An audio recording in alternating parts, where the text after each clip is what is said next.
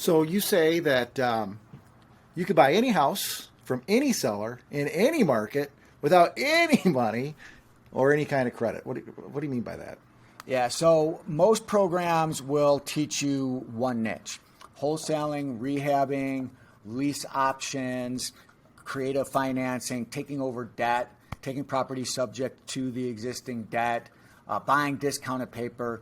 I've done all of those things over a 30-year career, and I've consolidated all of that information and curated a program that teaches a strategy that encompasses every single possibility that's out there.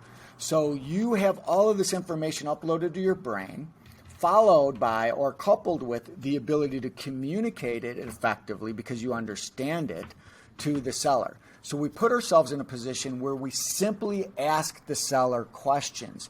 And based on the answer to those questions, we plug them in to the right strategy that allows them to get what they want out of their house and still allows us to make a profit.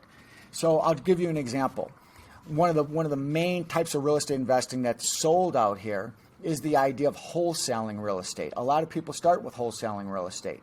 Well, there's two things required of a seller to wholesale real estate. One, the real estate has to be unencumbered with liens because you got to get the property cheap enough relative to its value that you can pay off whatever's on there.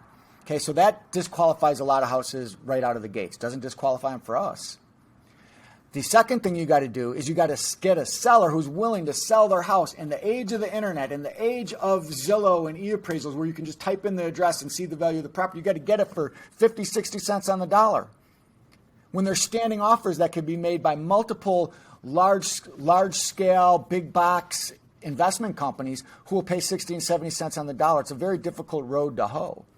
Okay, but we don't have to do that. We will do that. Those deals do come up. We'll do that when we can get those kinds of deals. But no matter what the situation is with the seller, we're able to plug them into one of the strategies and monetize it.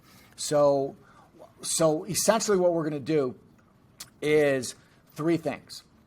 We're either going to get a deal that's so good because of the price or because of the terms that we're going to go ahead and close on it right away. We know we're going to make money on it. We're technically making money on paper just by acquiring it because the deal or the terms are so good. The price or the terms are so good. So we'll go at risk for a few weeks, couple months at the most, knowing that our buyer is going to come in and give us more money than we paid for it or give us better terms than the terms that we offered the seller. So those are the deals we close right away. Okay, that's bucket A. There's only 3 buckets. Bucket B is there's something a little bit funky about the terms relative to us buying it right away. But if the seller says they're willing to do this based on the questions we ask them, then we let them know, hey, those terms are good enough, but not good enough for me to close immediately with you. So what we'll do is we'll take your terms, we'll write it up into an agreement, and then I need 90 days to close. I'm not saying I'm going to use all 90 days, but it allows me to go out to my market of buyers, put our world-class marketing campaign behind it, attract our buyer. Remember, I'm not living in the house. I'm not going to be an owner-occupant. I'm reselling the house. I make my money from my buyer. But I'll see what I can get out of the market, and then I will fund my purchase from you out of what I get from my buyers. Okay, that's called a 90-day close. So we close right away in bucket number 1. We get some kind of terms, whatever the seller's willing to do, and we give ourselves time to close. We attract our buyer and simultaneously close, making the difference between what our buyer gives us and what we give the seller. Or if none of that's going to work, what's left for the seller to do? Well, guess what? They're going to have to sell with a realtor. Why? Because people seem to think when they put their house up for sale by owner that they're going to sell it and there's not going to be a realtor involved. Well, there is. Because all of the buyers who are owner occupants, who are qualified to get bank loans, who are going to pay full retail price for a house, those people are all represented by realtors. Why are they represented by realtors? Because it's free for buyers. They get taken to Starbucks. They get driven around in a Cadillac. They get free lunches. The realtor sets up the appraisal, sets up the inspection, sets up the closing, does all this work for them. Why would anybody not get professional help on a transaction that big when it's free to them? So everybody that the seller's fishing for is in the pond that's represented by realtors. So if they're going to have to pay a realtor anyway, then they might as well pay us and use one of our realtors. It'll either be us because we have a license or somebody on our team who has a license. So we'll pick up the listing on it. Okay, so the 3 buckets: close right away, get some kind of an agreement with 90 days to close. Then we go attract our buyer, or we push them into what I call our realtor funnel, and we monetize deals that way.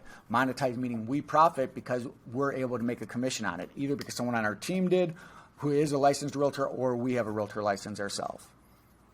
That covers the gamut. I think that most of your students, this is brilliant.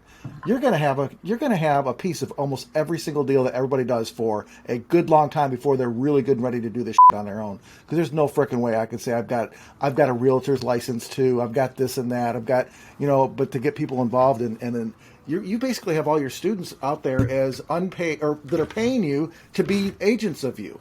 Is really what's happening. That can happen. I'm not that greedy where I take a cut from them.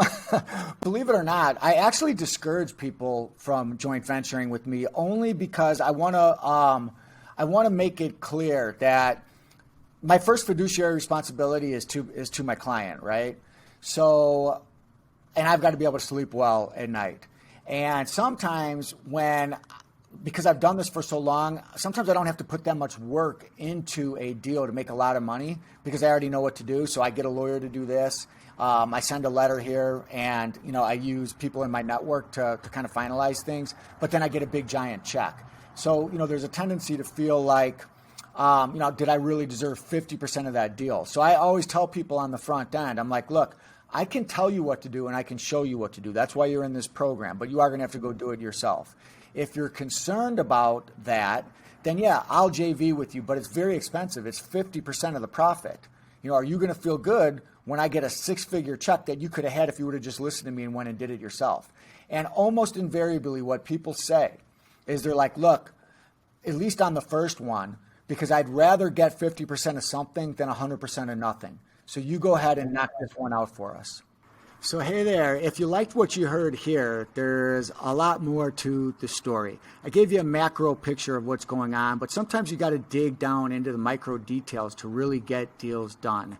And what I can tell you is trying to do real estate from just videos like this alone is hazardous to your health and probably hazardous to your pocketbook. So go ahead and book a strategy call with me so we can find out if this is a good fit and so that I can show you what this would entail for you and what things could look like financially for you in the future. I hope to see you on a call soon.